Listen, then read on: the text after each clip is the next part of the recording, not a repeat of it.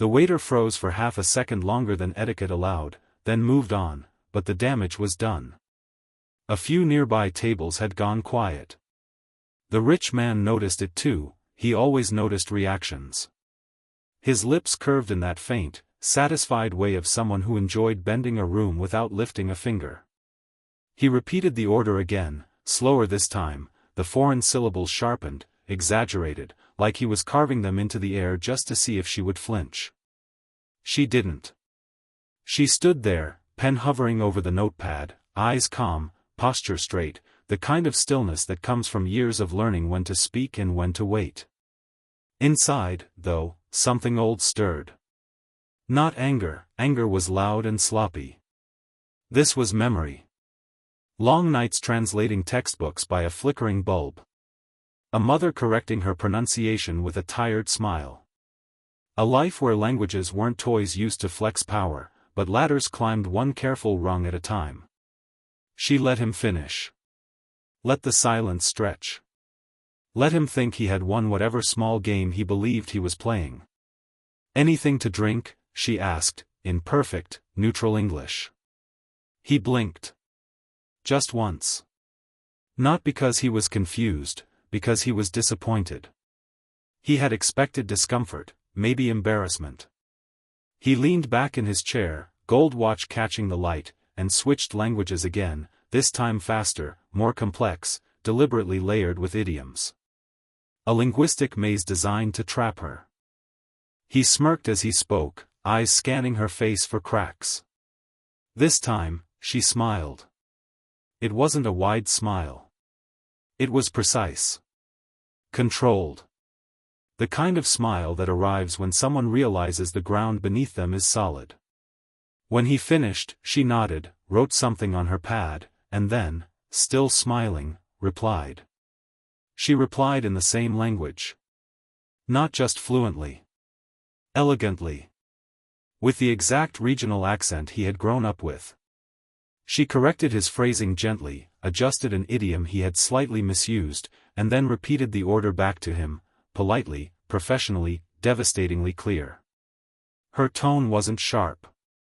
That was the most unsettling part. It was warm.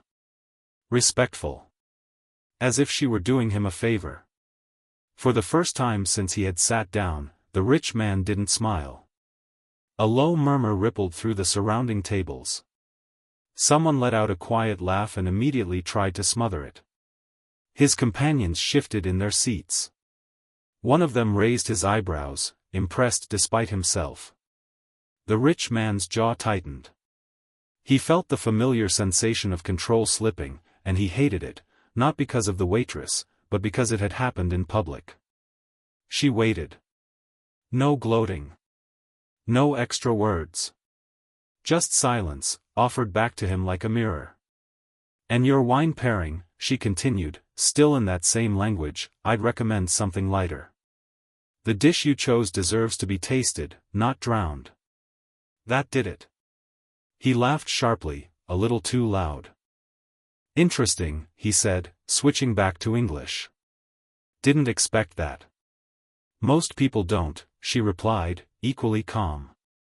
"Is there anything else I can help you with?" He studied her now, really looked at her, as if trying to rearrange her into something that made sense with his assumptions. A waitress wasn't supposed to sound like that. Wasn't supposed to know things. He waved a hand dismissively, but the gesture lacked its earlier confidence. "No. That'll be all."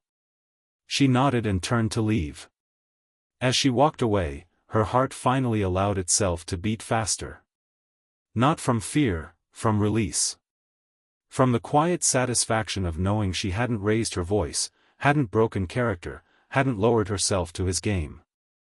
She had simply stood where she was and let the truth speak in its own language.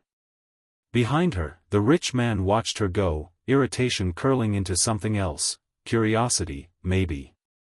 Or unease. He had come here expecting to feel superior, to remind himself of his place in the world by pressing it lightly against someone else's. Instead, he felt exposed. As if a door he didn't know existed had been opened, just a crack, showing him a reality where money wasn't the only currency. He leaned toward one of his companions. "Find out who she is," he muttered. The companion smirked. "Why? She just a waitress." The rich man didn't answer right away. His eyes followed her as she moved confidently between tables, switching languages effortlessly as she greeted other guests, French here, Spanish there, each one natural, unforced. The restaurant wasn't just her workplace. It was her stage. "No," he said finally. "She's not." Across the room, she paused near the service station, exhaled slowly, and allowed herself a small, private smile. She didn't know why that man had tried to humiliate her. She didn't need to. People like him always did. What mattered was this: she had refused to shrink. And that choice, small, quiet, invisible to most, was about to change everything. The rich man didn't sleep well that night. He told himself it was the jet lag, the unfamiliar ceiling of the hotel suite, the city humming outside like a restless animal. But deep down, he knew the truth. It was her voice, steady, fluent, unbothered, replaying in his head. The way she had spoken back without trying to prove anything. The way she had taken control without asking permission. He had spent his life believing money bent the world into obedience. That moment in the restaurant cracked that belief just enough to let doubt seep in. By morning, curiosity had replaced irritation. Curiosity was dangerous. It was the first step toward losing superiority. He returned to the restaurant the next evening, earlier this time. Same tailored suit, same polished shoes, but a different energy, less theatrical, more alert. He chose a table with a clear view of the floor. When she appeared from the back, hair neatly tied, expression professional, he felt that same unsettling shift, like the rules had changed and no one had bothered to inform him. She noticed him instantly. Not because she feared him, but because she was observant. She gave him the same courtesy she gave every guest, a nod, a neutral smile, no trace of recognition.